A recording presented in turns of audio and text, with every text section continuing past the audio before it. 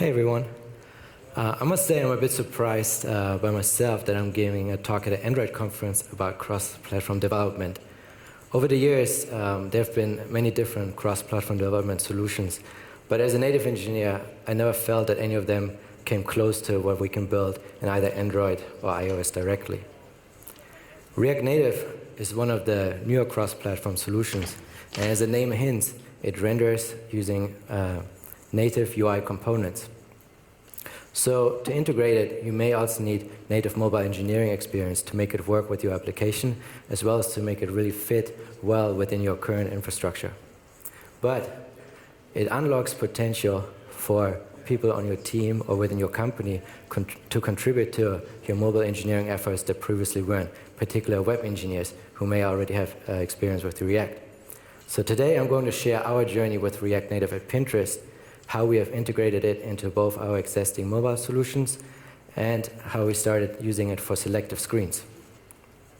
So my name is Thorben Primke. I work at Pinterest as a product engineer. At Pinterest, we work to help people discover the things they love and inspire them to go do those things in their daily lives. In my 3 years at the company, I've worked on different parts of our Android application. Originally, I started working on Android back in 2011, and prior to that, on BlackBerry as well as Windows Mobile. So you can see I have a long history with doing native development. And despite that, I still think React Native is a very good technology to consider for your product. First, I'm going to give a bit of a background about React Native, as well as why it was of interest for us as Pinterest. And then I'm going to dive into some of the technical integrations that we had to do, as well as talk about the current state and where we see it going for us. So React Native, most of you may already be familiar with it, but for those who are not, let me just highlight a few points. React Native is developed by Facebook, similar to the React framework that people use for web. Initially, it came out for iOS and later for Android. But at this point, there are implementations for other platforms as well. There's even a flavor, React Native for web, that lets you use the React Native components and render them in the browser. So React Native is based on JavaScript, and you use React's JSX format to define your screens. It renders natively, so it provides that native experience that you used to delivering to your users. But that also means that every component that you use in JavaScript, a React Native component, is backed by a native implementation. And last is extensible, so that means that if you have that specific component that you want to build on Android or iOS natively, or you already have it built and simply want to bring it over into the JavaScript world, you can bridge it. Similarly, if there's specific APIs, for example, you work with GPS and you need to have a pulling mechanism, you can actually implement that on the native sites and then expose it to the JavaScript side. Now you may wonder why we have an interest in React Native at Pinterest, given that we already have pretty mature mobile apps on each of the clients. So for me, from a product engineering standpoint, while I was working on the shopping team, I wanted to build post-purchase surveys. These surveys have a very simple UI, but they may also change frequently or even dynamically. On the growth team, they wanted to use React Native in order to faster iterate on the onboarding flows, as well as to work around the inconsistency in the different platforms that happen from when there's a small iteration on, let's say, iOS, but not Android, or vice versa, by simply having one implementation. And from a business standpoint, React Native is very attractive because we already use React on the web, so we have lots of engineers that are already familiar with it and theoretically could contribute to our mobile applications. This is especially true for teams that may not be fully staffed on the mobile side. And then also, we're only looking to integrate it piece by piece, with selective screens, not looking to do a full rewrite. And so for that, it really worked for us. Primarily, we're looking to do screens in React Native that have a simple UI and we can use our existing UI components for. So, and that are either very frequently iterated on or rarely iterated on. For the frequently iterated case, we could theoretically even leverage something called a code push, where you can update the JavaScript over the air, so that when you, for example, have a winning iteration of your experiment, you can push it out to all the previous binaries. And for the rarely iterative screens, we're hoping that, let's say that setting screen or something else, a surface that's not very often touched, by using React Native, we actually have that change go out to both platforms instead of one at a time. From the Android side, for me, there's the big benefit of not having to rebuild the native application. At best, 30 seconds for maybe a layout change. Generally, 1 to 3 minutes, sometimes even worse. So having something that basically instantly reloads is really powerful. The changes that you make in your IDE, as soon as you save, can be hot reloaded, and only the files that actually changed are then moved to the emulator and the screen is re-rendered. This can be a problem if you, for example, have an app with many different screens, but for us, we only work at one screen at a time, so when it reloads, it always reloads the screen that you're actually working on. Another aspect is context. So let's say you have a team, a vertical team, and you have your web engineer, iOS and Android. Those are 3 people. There's 3 different platforms. Oftentimes we make some minor tweaks during the implementation phase, or there's assumptions being made maybe by one platform over the other.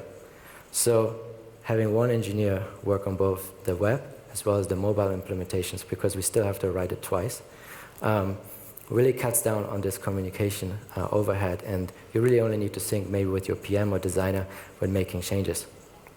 So in theory, this should allow us to move faster, as well as not having to go back and do some cleanup work that happened due to the miscommunication, or simply do those assumptions that were made by one platform over another.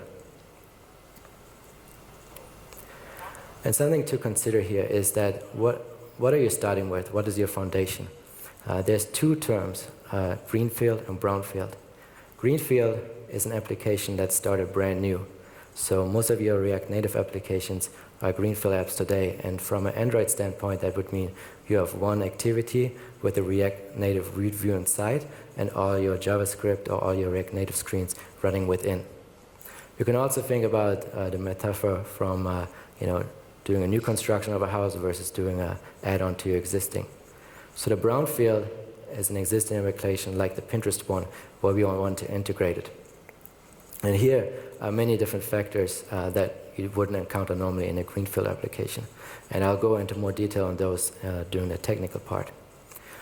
It's similar to if you would start a new Android application today, you have the choice of using Java or Kotlin. But there's also many applications out in the wild that have adopted Kotlin partially, so they integrate in Kotlin into their brownfield app.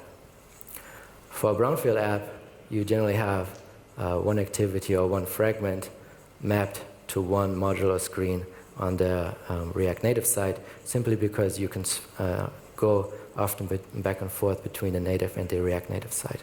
And I'll also touch on that more later. So now, after hearing all my points, you might say, but is there no other way?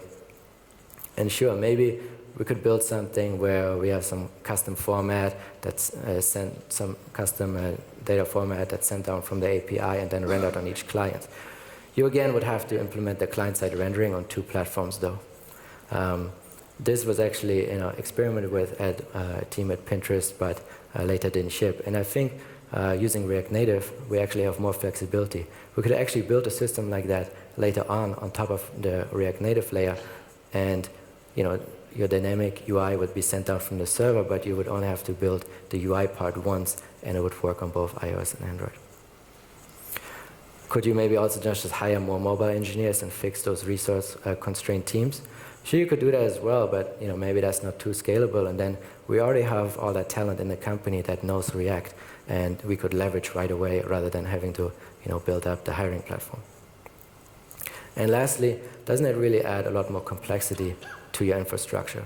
And that's one of the key points that we really try to make as easy and frictionless as possible, both from the native engineers as well as the React native engineers.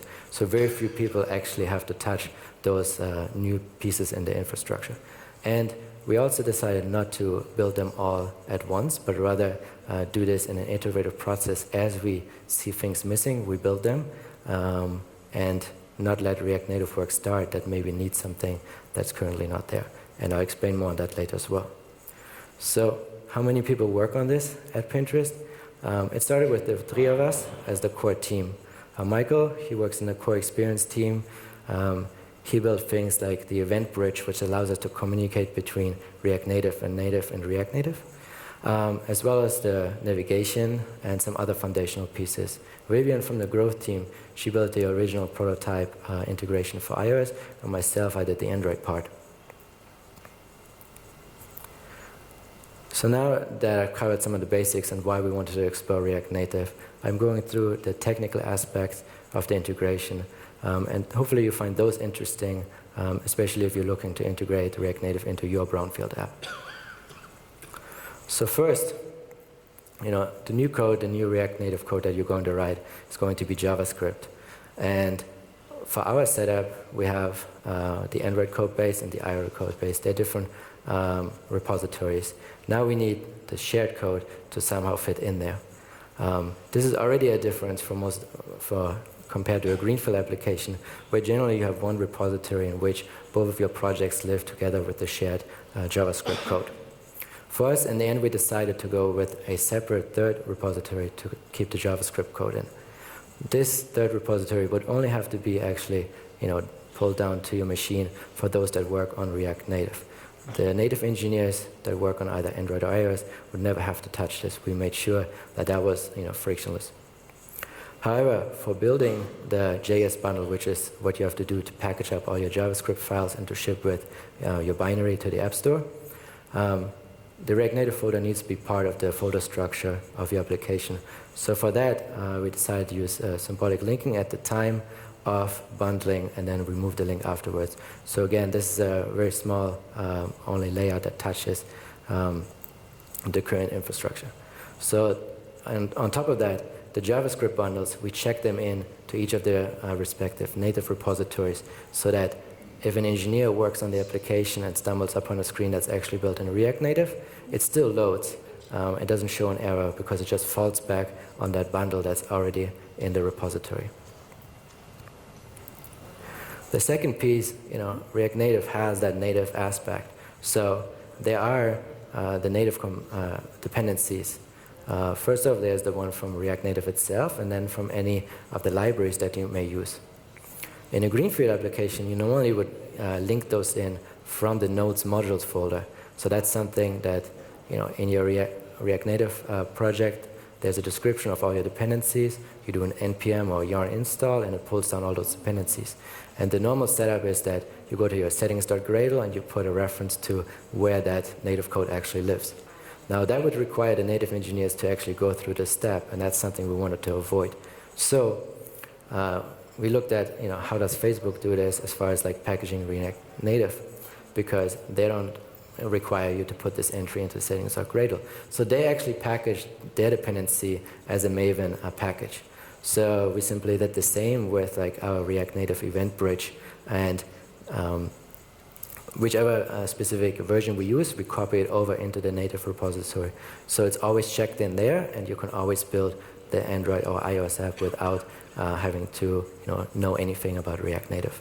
So what does that look like? So for the native, for the event bridge, you would have to set up your definition for that Maven package, and then we have a Gradle command that lets you execute and build those. And we actually push those out even to npms, so anybody else using the React Native event bridge would get the same packaging in case they're building a similar brownfield app like us. It's already there provided for them. Another thing that comes up often is, but what about my APK size? What about my method count? So for us, we had already gone through the step of actually going to a split APK by architecture when we used some other third-party library that came with native dependencies in order to reduce our APK size. So that was already done for us, so we didn't really have to do more on that part. As far as multi-dexing, we were already above 1 dex, and we can't really go back down to 1. It's just not possible. So, we still did the pro-guarding thing, but it adds around 10,000 methods to your dex. So that's quite significant, but we were already at a multi-dex situation, so that was okay. At the same time as we were evaluating React Native, there was a different team already trying out Fresco, which is Facebook's image library that's packaged with React Native. So this was already in our code base, therefore our impact on the APK increase per architecture was only about 2 megabytes. If Fresco was not in it, it would actually have been 3 megabytes. So that's a significant increase. I believe we were around 10 before, so 13 afterwards. That's quite the increase. And then the other piece to consider is that React Native currently only ships with 32-bit native libraries. I believe there's work, and that should be fixed soon, but it's due to the JS core only being available in 32-bit. So I mentioned that the multi-dex or the method count increase is not that significant or not that big of a deal, but the app size is. So we actually shipped one version to the App Store, or maybe even 2, that actually only included the new React Native dependencies, and we did analysis on the download numbers to make sure that those did not decrease, either stayed the same or increased due to the additional package size. And from that evaluation, it showed that there was not any significant impact, and so that was part of the evaluation and part of the decision to actually go ahead. Let's look at how we actually render the different screens. So our application is set up with one activity and many fragments. There's a few other activities, but generally the app runs within one giant activity with a bunch of different fragments. So when we think about the different React Native screens in that case, we actually map one React Native component or module to one fragment. This works also well with our navigation stack, which I'll talk about in a minute. So here we'll see an example, the business sign-up component, and I removed pretty much all the content from within so it fits on the slide. But this one component maps to one fragment. So on the native side, we set up a little bit of plumbing for the screen. But the important piece is the module name, which is referenced as business sign-up. And then in order to have some logic that talks in between the native and the React Native and the native part for completing this particular flow, there's some event handling. You may also notice there's a base method, React native base fragment. So we have already abstracted away some of the things like that you can provide some initial properties, something like similar to intent extras on Android for activities, and you only need to override the specific methods that you need for your particular screen. So it's very lightweight. All the heavy lifting is already done for those engineers that may not have that much experience on the mobile side, but still need to set up this piece on the native side. So then one big thing is when you come from, let's say, either Java or Kotlin, is that you're going from a statically typed language to a dynamic one. That was something that it would feel really weird to probably most native engineers. On our website or on a web infrastructure, we were already using Flow typing. So there's 2 different typing packages that are pretty popular, either Flow or TypeScript. So we decided to go with Flow on the React Native side as well, just simply because there was already the familiarity around the company with this particular library. What it provides for you is that all your data structures, all your methods can be annotated with particular types. So this helps either for type ahead and the IDE, as well as for things like refactoring that you're very much familiar with Android Studio, whatever the shortcut is, and boom, you change the name and it updates everywhere. With typing, we can have that same functionality in JavaScript as well. And for us, every component is 100% flow typed. We ensure that during the code review. So if somebody's not familiar that writes a new screen, we'll let them know that they also need to add the typing. So how does the interaction between a native and React Native actually work? So there's the JavaScript core, which processes all your screens. There's the bridge, the communication between React Native and native. And this bridge actually needs to be initialized. So for a greenfield app, when it starts up, you might see like a flash screen. That's part to hide that initialization before the actual screen would load. So you don't actually end up with a white screen while the JS engine is sprayed up, while the bridge is initialized. So for us, we initialize this bridge after the cold start of the application finished, so that if you navigate to any of the React Native screens, there should almost be no delay. Now I'll get into some of the pieces that we had to bring over from the native side, from both iOS and Android, and expose them to the JavaScript side.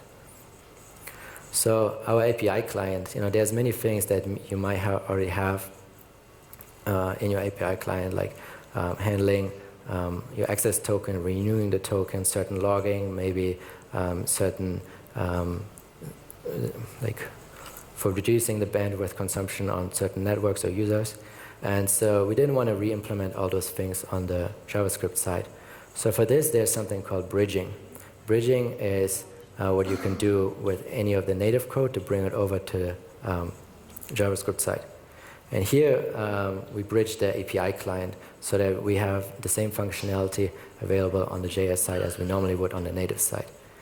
Here we look at the bridge for the API client on the native side. The important piece is here the name, which is how it's exposed on the JavaScript side. And then you can add a number of methods below. So in this case, the get path is simply a get request on the API. And if we look on the JS side, we see that we reference the native modules.py React Native Pinterest client, and then below the actual implementation in the JavaScript side that references this call to the native side. Obviously, there's only one method. We have a few more to basically cover all the REST cases. The next piece is, at Pinterest, we have a design system, so it makes it very easy to implement a new screen because ideally you can leverage UI components already built and very standardized. That's good for the build time as well as you don't have any problems as far as going from a pixel perfect design to a pixel perfect implementation because those components should already be up to par. Instead of bridging all these UI components over from the native side, we actually decided to mimic what was already available on the web. On the web, we have this design system implemented under the name Gestalt, and all the web engineers are very much familiar. We decided, though, instead of using something like React Native Web, where we could actually share the underlying implementation, to port it over but preserve the API so that all the web engineers familiar with the API of Gestalt could use the same components, same React Native components, without having to really relearn anything. So this covers most of the cases. So I mentioned at the beginning that we're looking to use React Native for screens that have a pretty straightforward UI, and those screens can be implemented using Gestalt or using these core components. Another piece where we actually brought over the native implementation of a UI components is our image view. The reason for that is that we already have a pretty robust component on both platforms to handle our image loading. And so on the Android side, that's Picasso. I mentioned earlier we were already looking at Fresco, but it wasn't the one that we were actually using for the majority of the app at the time. And the other key component here is that if you use Fresco on the Android side, on React Native, and for example Picasso on the native side, you would have two different caches for your images. So when you're thinking maybe about an avatar being loaded on the native side and then you want to re-render it on the React Native side, it's best if that comes from the same cache, simply for the speed as well as not increasing the memory overhead for your application. So that's the reason that we exposed the native image views from both platforms to the React Native side. Navigation, I briefly touched on it earlier when I was explaining how we're using one module to one fragment for the mapping. So from navigation from a native screen to a React Native one, it's very straightforward as those fragments are simply registered in our normal navigation framework. So that's already taken care of. But then We also maybe want to preserve things like gestures that are available on iOS or anything specific as far as the navigation works that we have on the native side. So we decided not to use any of the JavaScript navigation, but fully rely on our native navigation stack. So that means if we have a flow of screens on the React Native side, we actually go through the native layer each time. So we have a router component that has, in this case, a method called push, which pushes a new screen onto the stack.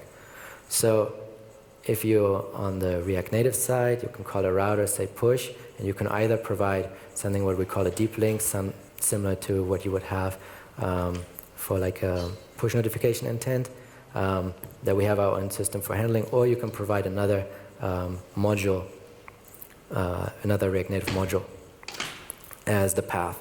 And then a payload that can be passed onto the next screen, such as I want to navigate to a detailed screen, so I need to pass an ID along. Then on the native side, we actually handle this particular push request. We try to first handle it as that deep link. If not, then we fall back and simply load React Native container, load that module, and pass along any extras that came with the payload. So for us, this has worked really well. It keeps things really simple on the React Native side, because you're building one component that has very little state and is built much in isolation, rather than having a really large component that has its own navigation within, and then you're running into problems potentially between the navigation on the native side and the React Native side if you try to handle that. So for us, going through the native side to actually push another screen is worth that extra step. Localization is something that obviously our app has, being published in many different countries, but initially we didn't have this built in on the React Native side, and we were actually putting the strings in both Android and iOS, then putting them when we actually display the React Native screen through the initial properties. And that's not something that would have scaled, and that's some of the friction that we're trying to avoid when people try out React Native. So we looked at the different libraries that are available for JavaScript, and the ones we looked at all prefer to stick to strings inside whatever your screen is. And so that's very different from how you maybe think about string resources on Android. So while we leverage one of the JS libraries for actually mapping the different languages, we build a little piece of infrastructure that mimics very much how strings work on Android.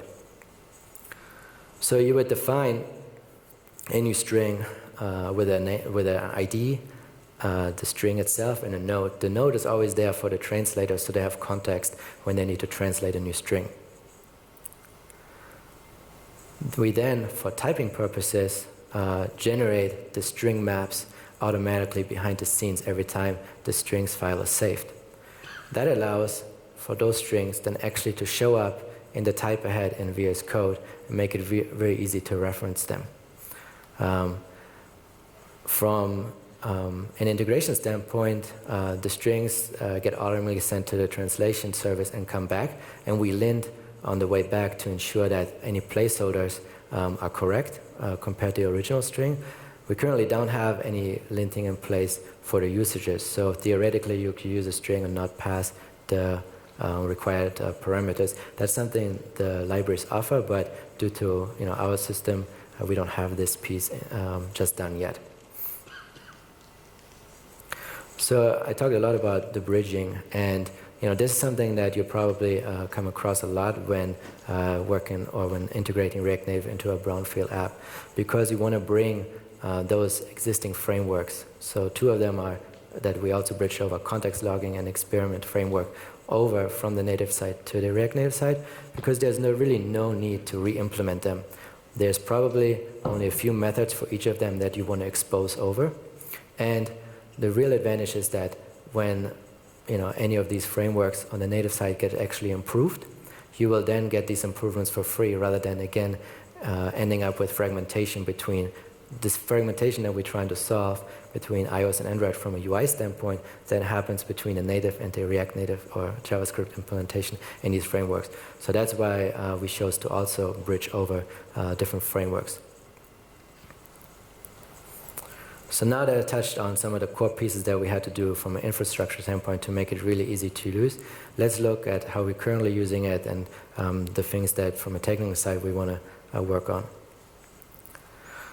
So from the beginning, we wanted to set us up for success and wanted to make sure that it's actually the right technology. So doing the evaluation, which happened in the second half of last year, we first got kind of the core of the infrastructure done as far as being able to integrate with both both platforms. And then the next screen, which is where you select the topics that you're interested in as a new user, we re-implemented it in React Native and then ran AA experiments on both Android and iOS to verify that the performance of the native implementation is the same as the React Native one. And actually a funny story from that is that we had to put platform-specific logic inside the React Native code in order to account for differences in the original native implementations. So that shows you there were some small differences, but we wanted to make sure we have actual AA comparisons in the experiment. So our dashboard showed that despite sometimes React Native being mentioned as there are some performance problems or things like that, we didn't encounter those in our isolated testing just from a performance standpoint, but also the dashboard showed that both screens or both implementation actually performed the same. Then as far as getting new teams to use it, so after the evaluation ended and now we're in the phase where we actually want to try it out more broadly, we now meet with teams before they actually want to use the technology to make sure that we have everything in place for them. That involves looking at the designs and any other technical requirements they may have to ensure that everything is there for them to go from start to finish without hitting any roadblock in between. There have been projects where something wasn't there and we just told them, hey, can you wait 2 weeks? We'll get that piece of the infrastructure done, and then you have a much better time using React Native. So that goes with both the native engineers should have no friction as far as React Native being introduced, and the React Native customers should have no friction as far as missing something from the native side. So thus far we have about 4-ish screens that are implemented. The Nux picker I just showed on the previous screen. The business sign-up, which is where you convert a personal account to a business account, it's one of those screens that gets implemented once and then probably doesn't get changed much often. There's a password recovery flow as well as a pin reporting flow, which is how you send us feedback about a piece of content in Pinterest. Then through these projects, we keep improving the foundation, and hopefully more and more engineers will adopt it. Some technical work that we're currently looking at doing. So I mentioned the screens, they're all full screen. So currently we can't embed just a piece of React Native, a React root view that has a variable height, because the communication with JS is asynchronous. So at the time that we do the measure or the layout on the native side, we may not actually know the layout on the JS side may have not have happened, so therefore we don't know the exact size. On iOS there's already support for this, so we're looking to add this on the Android side to also let teams use a new React Native screen within their existing full screen. And if any of you have read the latest update on the state of React Native, they mentioned that they're also doing a re-architecture which adds more synchronous support. And then at the beginning I mentioned that for the growth team they may be interested again pushing new updates of the JS bundle over the air, and so that is something that we initially considered, but then decided it wasn't critical for the initial tries, but we're looking to add support for that now. So thank you for your time. I hope you learned something, and maybe your native experience on Android can really help your team to also bring this into your brownfield application. Thanks.